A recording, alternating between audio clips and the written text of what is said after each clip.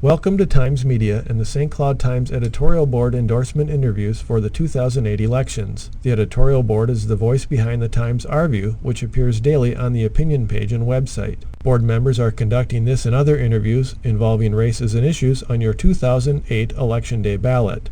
Board members are Times Media Publisher and President Bill Albrecht, Executive Editor John Bodette, Opinion Page Editor Randy Krebs, Community Representative Dory Larison, and Times Building Manager Mark Hessler. The board has neither say nor involvement in directing Times news coverage. Similarly, Times reporters are not involved in this endorsement process. Is that everybody? Right? I got everybody? I've been known to skip a few, just so you know. Any other follow-ups on the education issue at this point? Okay, we will jump to the next question. Long answers, 2 minutes. The state is projected to face another big budget deficit come January. What are your specific solutions? What potential approaches would you support or oppose? And again, please be specific. And we are at Joshua with this one. You know, 2 years ago we started with a $2.2 billion surplus, and now we're facing a $1.2 billion deficit. And the bottom line is it's irresponsible spending. Our families don't get the option of just increasing our budgets on a whim. And we have to look at a broad picture of how we're going to do this. Are there going to be cuts? You know, honestly, yeah, there's going to have to be cuts in certain areas, because I don't think the legislature's irresponsible spending should be put on the backs of businesses and taxpayers. I think people right now, when they're struggling to pay for gas and groceries and try to figure out how to have enough money left over to go eat at one of these restaurants that happens to be closing all the time, I don't think that that they want a tax increase and to pay for the state's shortfalls. So as I mentioned before, I think we can fix this without looking at cutting education. I think we need education, as I said, to grow the economy is very important. I think the Health and Human Services bill, to be honest, last time was very overinflated. There's a lot of money that goes out of state in those programs that doesn't get spent on people here in the state of Minnesota. I'm certainly all for helping people when they're down, and I think we need to help them get back on their feet. But I don't think the answer is to continue to add and increase programs when we're facing such a big deficit. So we need to take a hard look at where the state can focus, just like families do, and look at where they can cut some money without raising taxes. Yes, go ahead. Follow up. Joshua, can you give us if you're not going to look at education to cut, what are the top 2 areas you would look at? I think, like I said, one of the areas that is extremely overinflated is the Health and Human Services area.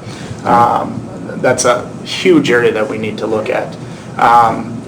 You know, one of the other things is legislative committees. I know it's a small percentage of the overall budget, but while education got its 3% funding increase, the legislature voted to increase their committee structure by over 3 times the amount of committees. And that was one of the first things they did when they got down there. Okay. The other thing I think that we need to focus on in that aspect too is that the money going to those committees raised by 18%, while education was 3%. And like I said, it's a smaller portion, but that's another area that could be looked at as well. Okay, thank you. We'll try and incorporate that question into the rest of the answers then, and we'll build in a little extra time for that. So I'll reread the question and then add that before we move it on. As we move on here, the state's projected to face another big deficit come January. What are your specific solutions, potential approaches you would support or oppose? And please be specific and include your top 2 areas that you would look at for cutting. Okay? I have some real experiences in budget reductions. When I start with budget reductions, I start with myself personally, and then I try to get other people to do so collectively. So when people were taking increases in per diems, I was taking decreases in my per diem. And I think you should lead as a role model. In parks, if you recall, when I was putting a park program together and money was the tightest, we were at our very best, and that's because we built some partnerships and we invested in some agencies that could do the job for a dollar job for 10 cents. We also, when I was a county commissioner, we reviewed when we had to expand, we thought we had to expand the jails. We put a committee there with judges and health partners and health care and human service and the sheriff, and looked at the efficiencies of that jail system. And we haven't had to expand that jail system as of yet and made reductions. You can take that model all the way up to our prisons. How many people do we have in prisons? We have 9,000 people in prisons. We have 14 times of that on probation. We have a reintegration program that is broken. If you wanted to do some efficiencies, you can gain it really well there by changing that model a little bit. Health and human service programs kind of is a good one to demonize, but the fact is that what we think of welfare has been going down and is at the lowest in the last 10 years. What is increasing in health and human services is to the elderly and to the nursing home and to the disabled. I'm one that's going to protect those people that need protection. I don't think we should be going to them for that type of punishment.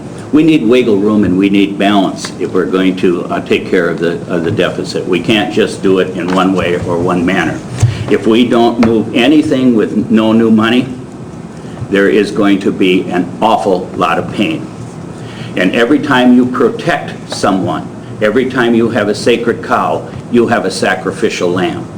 So the more you protect and the least you share that responsibility across the board, the more pain is going to come. So, thank you. I want to hear the two things.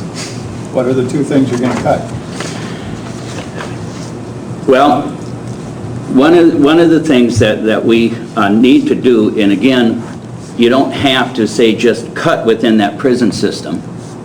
We can reduce within that prison system and have a better program, and therefore that is a cut. Okay, corrections is one. What's the other one? I would actually think that we need to go to mandating, and when I was at our special education and our maintenance of effort standards, especially in the county, when we make those corrections, there will be money there and that will be a cut.